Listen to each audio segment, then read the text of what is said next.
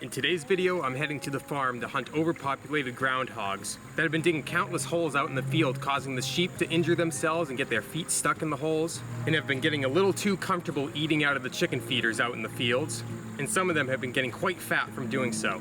So for some of you who have been watching my videos so far this summer, I've gone after these groundhogs quite a few times with my .22 rifle. I'm gonna be doing the same thing today. I'm gonna be hunting with my Ruger 1022 here with the Oneleaf.ai scope. This scope's got a rangefinder on it, night vision, and a built-in camera so you guys can see straight through it. I'm not gonna be using the night vision obviously today because it's gonna be during the day. But in the past, I've been hunting on the rooftop of my car so I could get a good vantage point over multiple fields. And although I have had some success doing it that way, I think most of the times the groundhogs come out of the holes and they see me and they pop right back down before I even get a chance to see them myself. So today, I'm heading out there with my tide weed blind. I'll be setting it out in one of the fields where last week I went out to do some more starling and groundhog hunting with my 410. Didn't have any luck. Missed all the starlings that I had the opportunity at with the 410. And while I was sitting there, I saw like 5 different groundhogs in this one field. And I tried to put the sneak on a couple of them, but to no avail, didn't work out. They ran back into their holes before I could get close enough. So I'm hoping that if I set the blind out in this field, and strictly this field, those same groundhogs will come out and give me some good shot opportunities, since now I have some better range with the rifle here. Don't know how long I'm gonna be sitting out there. As I've said, I've had some success so far this season. I think I've gotten like 4 of them so far, but unfortunately, all of them have either fallen into the hole after I shot them, or the one that didn't fall into the hole, somehow I didn't manage to find it out in the field. And I had just assumed I missed until I saw the footage later when I got home. But I'm hoping today, getting him at closer range with the rifle, being able to take headshots or heart shots on them, I'm hoping I can get 1 or 2 of them to actually bring them home and do a catch and cook on them. It's been a long time since I've eaten groundhog, probably almost 10 years now, and I really want to try it again. So gonna get all my gear packed up. I'm gonna see you guys all in the morning.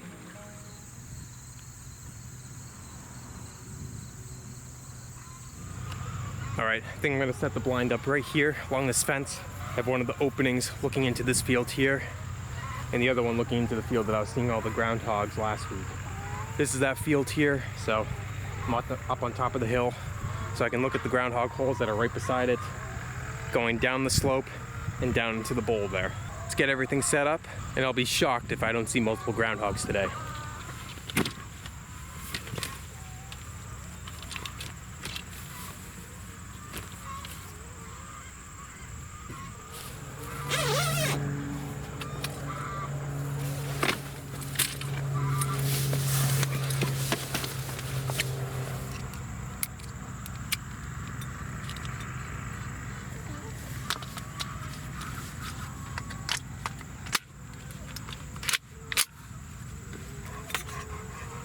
All right, we're all set up.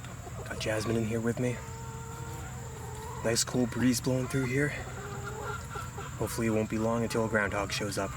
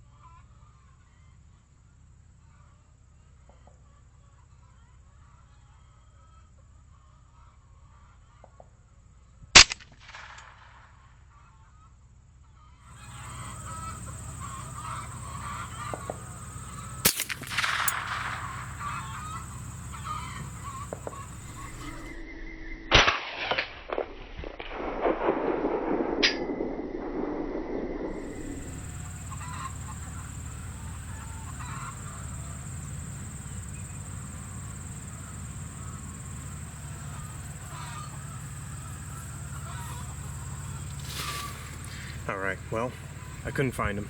I don't know if I'm missing. I must be missing somehow. I mean, you guys see I'm right on him when I shoot, so I don't know why that would be. I can't even tell where the bullet's going in the clips.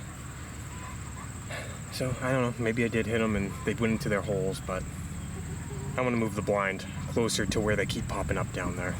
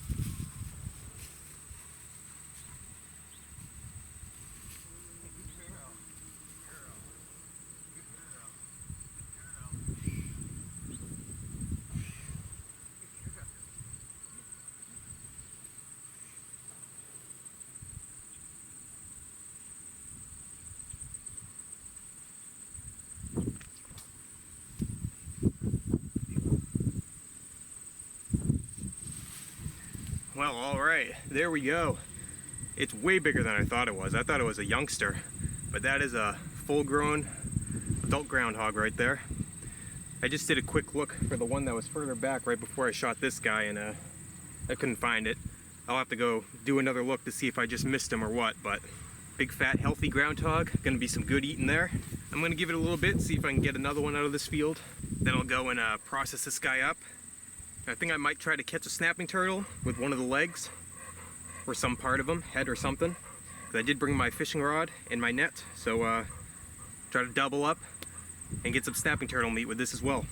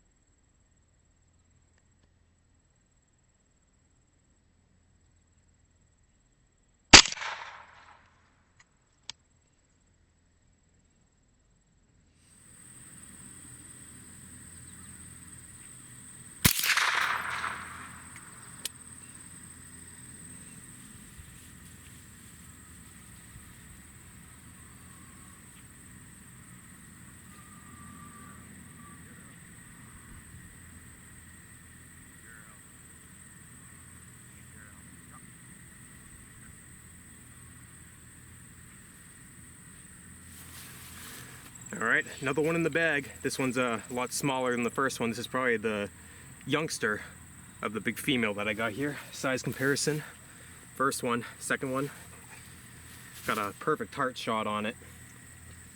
Didn't go anywhere when I hit him. So, gonna give it another 15-20 minutes probably. I'll just leave him in the shade and hopefully we can get another. Alright, ended up with 2 groundhogs in the bag.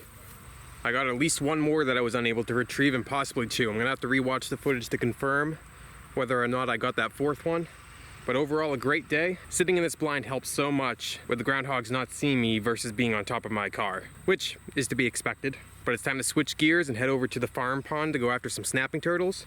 So I'm gonna process these 2 groundhogs up, get them in the cooler, and I'm probably gonna use the leg from the big groundhog as bait to try to catch a snapping turtle. So, see you guys at the pond.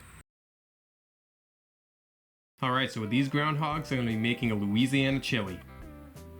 So, first gonna get out my pot, take the groundhogs whole, put them into the pot, stuff them down low enough that they'll be submerged in water. I'm gonna have to do some reorganizing for that.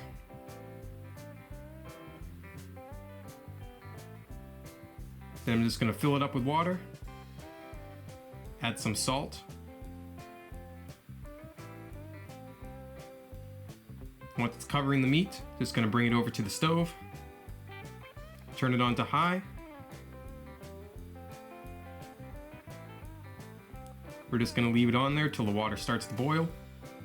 Cover it up, and we'll lower the temperature once it starts to simmer, and leave it on there for 2 to 3 hours until the meat's fallen off the bone.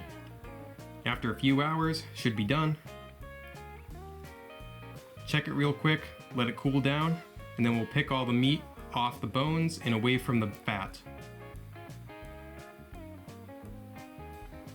As you can see, this big one was quite fatty. Just gonna remove all of that, save the meat. And there's all the meat from the 2 groundhogs. So now I'm gonna get out my pan.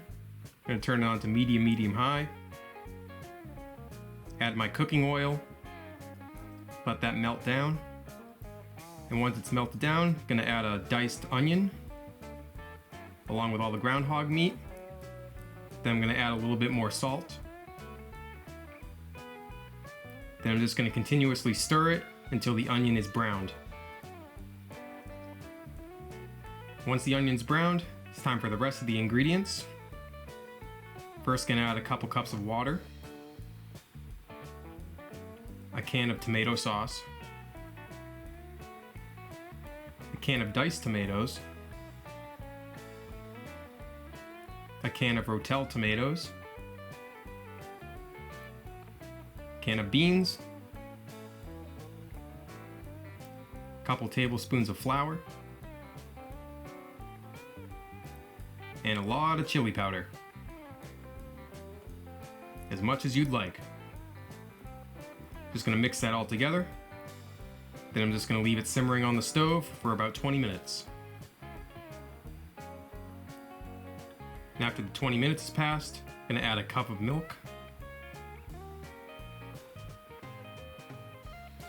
Gonna stir that all in, and then leave it simmering for another 10 minutes. And after that, it's ready to eat. Just gonna let it cool down, and it's time for the taste test. All right, got a scoop of the chili here. Let's see how this groundhog is.